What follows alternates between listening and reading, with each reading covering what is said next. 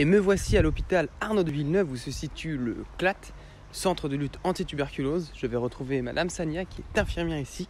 Elle va nous parler des difficultés engendrées par la crise de la Covid sur les malades atteints de pathologies respiratoires et notamment de tuberculose.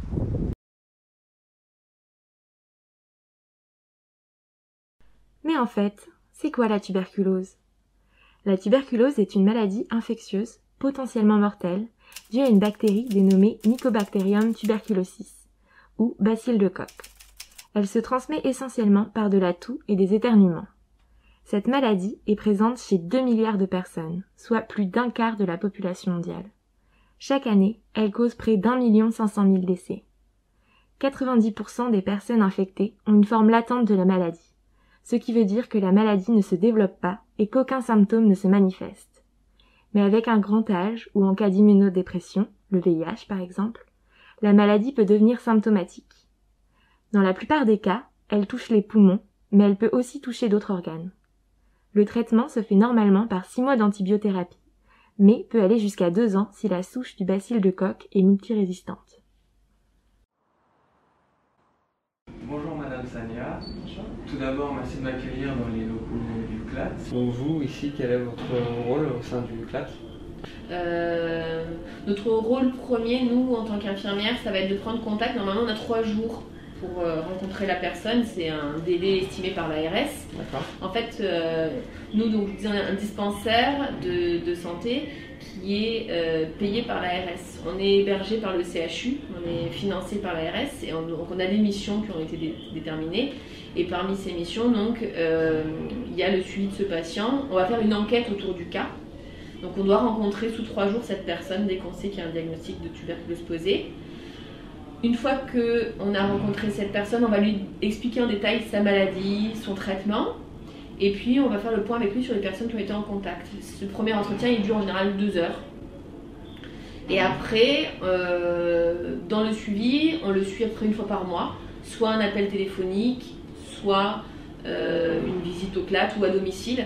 Ce premier entretien, il se fait soit en hospitalisation si la personne est hospitalisée, soit on va au domicile de la personne, soit s'il ne veut pas qu'on aille chez lui, il vient ici. À partir du moment où on a fait l'enquête, on va dépister tous les sujets contacts qui sont autour. On va en tout cas téléphoner à toutes les personnes qui ont été en contact pour expliquer ce qu'il y a à faire. Et donc du coup, la période qu'on a vécue ces derniers mois, notamment le confinement, quel a été l'impact? Il n'y a pas trop eu d'impact sur les patients atteints de tuberculose. C'est plus sur les dépistages qu'on a délégués en fait aux médecins traitants. Et il y a peut-être eu moins de dépistage parce que du coup, les gens avaient peur d'aller chez le médecin traitant et d'attraper la Covid-19. Donc du coup, il y a beaucoup de gens qui ont laissé traîner et qui n'ont pas été dépistés. Nous, sur les patients, ça ne change pas énormément de choses. Parce que le diagnostic de tuberculose, il est souvent très tardif. On considère qu'il faut 3 mois pour faire un diagnostic de tuberculose. Souvent, le patient, il va chez le médecin pour une bronchite. Et puis en fait, le médecin le soigne pour cette soi-disant bronchite. Et puis ça traîne, ça traîne. Là, du coup, c'était la Covid. Le problème, c'est que ces gens étaient confinés avec leur entourage. Donc il y a beaucoup plus de cas de tuberculose secondaire intrafamiliaux. Par contre, on a l'impression d'avoir un peu moins de cas cette année. Parce que comme il y a les masques qui sont portés.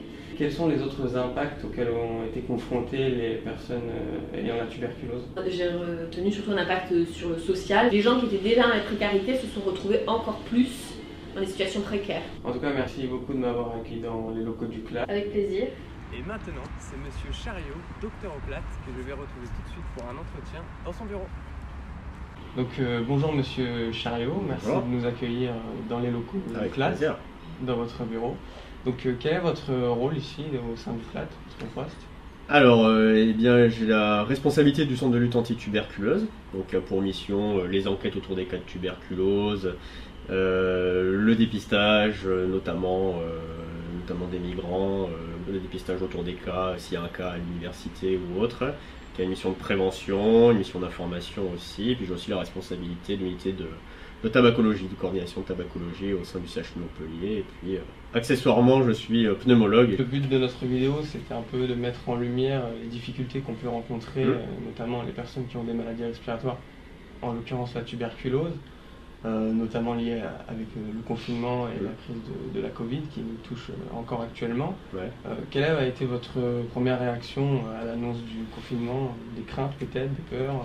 Alors des peurs, non, je pense que les professionnels de santé en général ont une certaine capacité de résilience, on va dire, face aux nouvelles, une certaine adaptabilité. Alors, on avait quelques interrogations sur des institutions, la vitesse à laquelle ils pourraient s'adapter, la vitesse à laquelle ils pourraient répondre aux demandes, que ce soit de dépistage, que ce soit de prise en charge. Et puis des interrogations sur la prise en charge de nos patients à nous d'atteintes de maladies respiratoires, puisque quand même, les gens qui ont des symptômes respiratoires, c'est un peu notre quotidien, donc on a des interrogations sur le tri, sur leur prise en charge.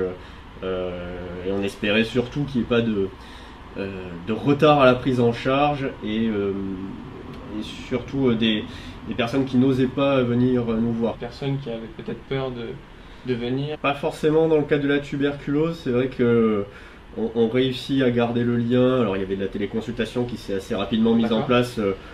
Au début de façon très pragmatique à notre niveau et puis après de façon institutionnelle avec vraiment des logiciels, etc., la mise en place de caméras.